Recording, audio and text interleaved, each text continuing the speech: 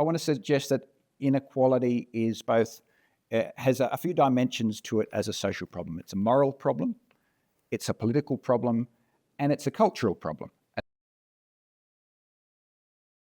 Australian democracy began to be founded in the mid-19th century and then really established at the beginning of the 20th century as essentially a broadly egalitarian compact.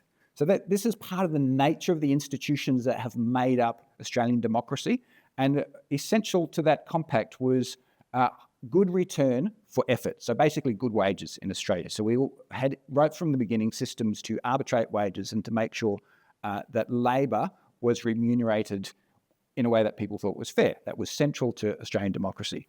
The second part of that equation was that there would be provision of broad-based public goods in health, education, a social security net, law and order that would be strongly underpinned by a state, and we would accept higher levels of taxation to pay for those things.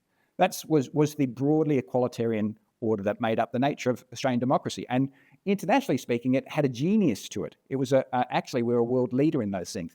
There are some really some hypocritical and dark spots to that too. So Indigenous people were left out of that broadly egalitarian order. And actually people of any colour, not white, were to start with left out of that order. So it was an order for white people.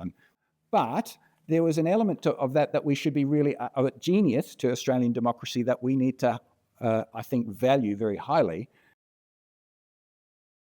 That began to change around about the 1980s. So there have been, I'm by far not the first person to point out that the Australian political compact really essentially changed in the 80s and 90s from a broadly egalitarian order that we all supported.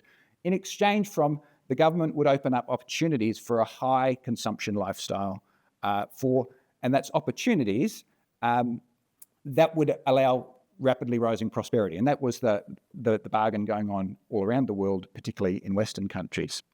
And what that resulted is certainly in high rising consumption lifestyles, a very prosperous country, but also rising sense of insecurity. So people felt, so even though incomes were going up, people felt much less happy about their position in the world. So by the time we get to mid-2000s, incomes in Australia have, I think, something like trebled since the post-war period, but people's sense of economic security has actually to some extent gone backwards.